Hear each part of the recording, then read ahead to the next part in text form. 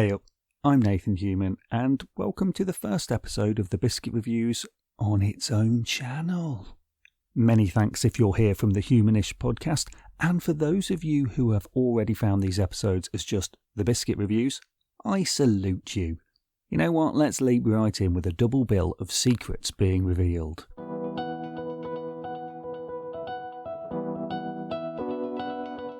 Vi McFarlane's latest novel, Between Us, delivers romance and comedy as it asks, what would you do if a secret is betrayed in your relationship? Once trust is lost, can it be regained? In the BBC radio series People Who Knew Me, Rosamund Pike plays a character who already knows what the secret is in her past. She faked her own death to escape to a new life.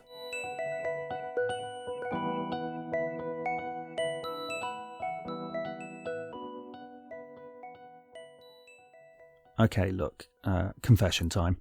I have been a slightly embarrassing fanboy cheerleader of Vi McFarlane's fiction since her debut, You Had Me at Hello, in 2012. She was generous enough to chat to me for a previous podcast, and I was trying to find the original correspondence for that conversation, but all I could find was a gushing message I'd sent after reading and loving her second novel, Here's Looking at You. So look, yes, I'm a massive fan, having read all of her books, and she is on the list of authors that I now know when a new book is released, I need to put aside a day or two, as once I open the front cover, not much is going to get done until I've turned the last page. So did Between Us live up to my great expectations?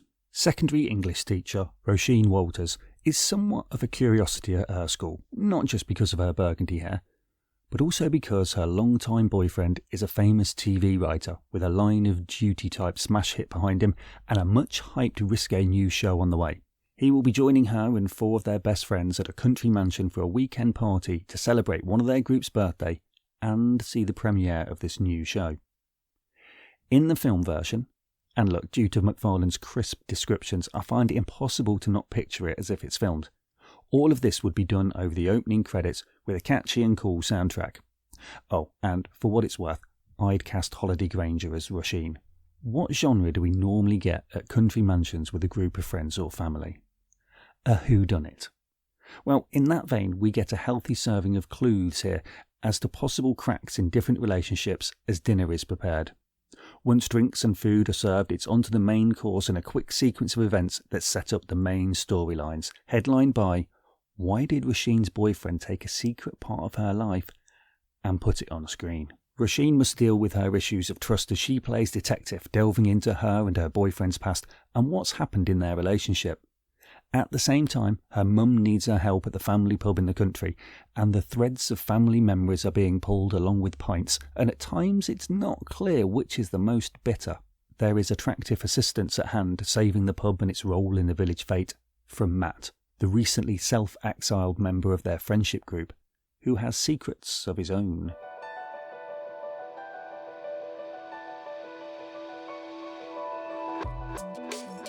As well as the comedy and romance, this book also delivers a thriller aspect, as there's a slight race against time for Roisin to solve the mystery of what it is exactly that's happened in the past. We dash between locations and storylines with different characters popping in to help and offer advice, and moments of despair clash with moments of triumph.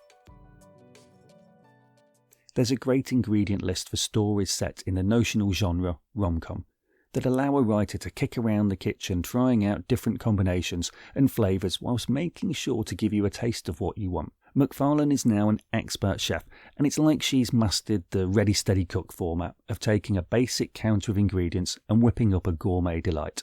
One female protagonist whose relationship status is about to get a jolt. One attractive but vaguely sketchy love interest. A punnet of witty and winsome friends. A garnish of contrasting locations. Ready, steady, right. But look, many people try following a recipe and you often end up feeling that something's missing or the flavours are off. McFarlane's skill is her flair for creating flawed but lovable characters that you want to spend time with and care about.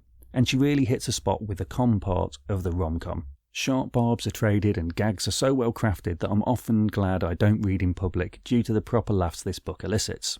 Between Us navigates sensitively but candidly through a raft of issues and themes, from gaslighting and fidelity to mental health and female solidarity, as well as how we decide what is public and private in our lives. It also revisits a theme of McFarlane's work: grief. Not just for people we lose, but for parts of our life we lose, or even the idea we had of others.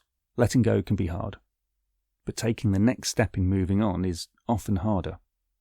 But Between Us is also a tremendously hopeful story, with characters confronting and dealing with the messy, complicated aspects of life that makes finishing the final page and leaving them behind a little easier. My biscuit rating for Between Us is a Libnitz milk chocolate. A welcome treat that you know will deliver in every area and make you feel better. Also, they go well with your tea when you start reading this during the day, but also with the wine you swap to later when you still haven't put the book down. You can find all the links to Vi McFarlane's books on the episode page at thebiscuitreviews.co.uk.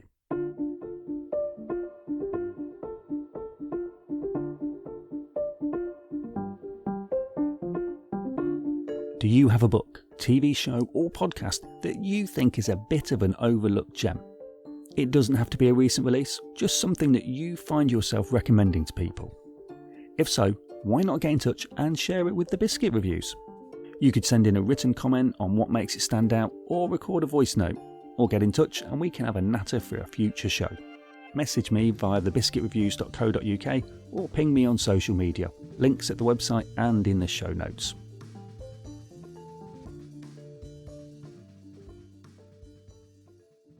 If you could leave behind your life and become someone new, would you do it?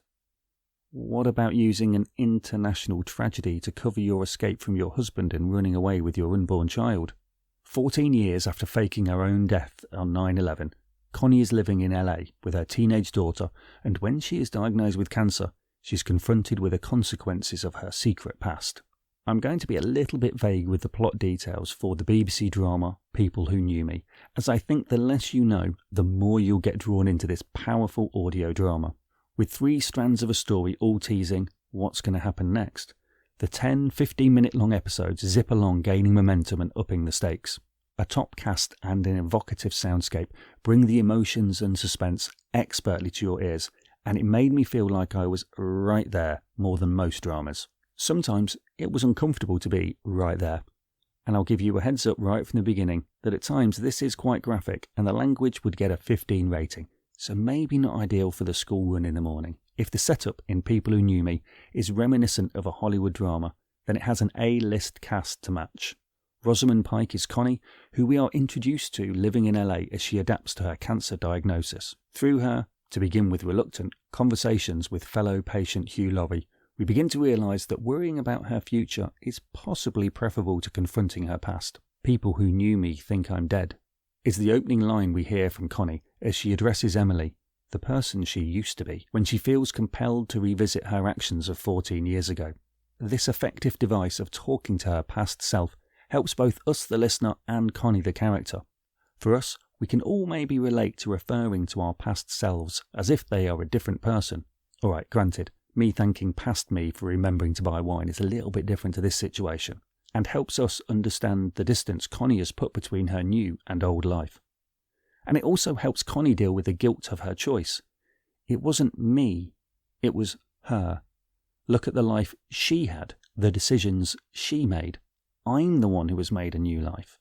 This unpacking of her previous life as a one-sided conversation with her past self is the first of the 3 strands. We are the other side of the divide in the confessional box, as Connie talks to Emily about the build-up to the day everyone thinks she died, and through reliving the past explains, well, justifies, what she did.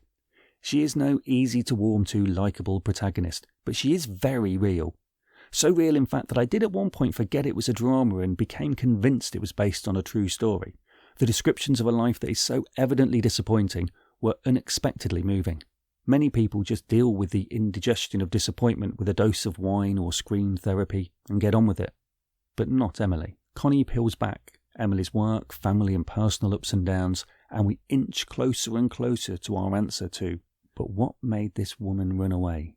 Back in the present, the second strand has Rosamund Pike imbuing Connie with a weary yet angry denial of what she is facing.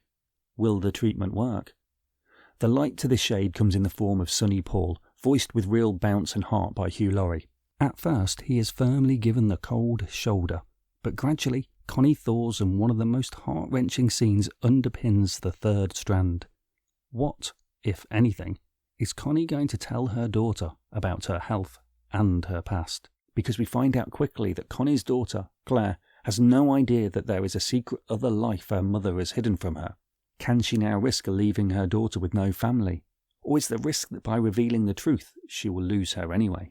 The three strands are expertly and evenly interwoven together, and the picture of a woman dealing with the one decision she made years ago that felt like the only choice she had left is revealed. Each strand is at risk of fraying your nerves, and I was genuinely unsure about what was going to happen at every step of the way. Despite the at times sombre or troubling plot, there were moments I was caught unaware by an involuntary laugh at humour found in unexpected places, something I've learnt to cherish over the last 3 years. Based on the novel of the same title by Kim Hooper, this adaptation is honed into a sleek emotional thriller by writer-director Daniela Isaacs. I wasn't surprised to find in my little bit of digging that Isaacs has previously written for the stage, as there is a real flow to the dialogue and the use of sound as a stage. It starts bare and is only encroached on by something necessary to move the story on or reveal a feeling, a thought. So the dialogue is given uncluttered space and pauses, and then coloured by relevant ambient sounds such as a closing door acting as punctuation. Metaphorical as well as real doors opening and shutting is very much a theme, and it will have you questioning what choices you would make in a similar situation. One choice I implore you to make is to seek out this excellent show. People Who Knew Me is available now on BBC Sounds and all good podcast providers. My biscuit rating for People Who Knew Me is chocolate rounds. They feel luxurious and a treat, and you're not sure you deserve their quality. But you do. Savour it and enjoy the combination of tastes. Now, I mentioned these biscuits to someone the other day and I had to show them a picture as they didn't know what I meant. So if you're not sure, there's a picture at thebiscuitreviews.co.uk or, Google it. They are round with a hole in the middle shortcake. Oh my, the crunch is great. Biscuit covered in cement-thick chocolate. Top tier biscuit. Coming up on the next 2 episodes, we go sci-fi. First with a TV double bill, with Silo on Apple TV and The Peripheral on Prime. That will be followed by 2 science fiction books and, fingers crossed, the first guest will join me on the Biscuit Reviews. So make sure you're subscribed and following on your social media poison of choice. All links are available at thebiscuitreviews.co.uk. And if you'd like to leave a review at Apple Podcasts or anywhere else, please do. Thanks for listening. I'm off for a brew and a bicky. Until next time, cheerio.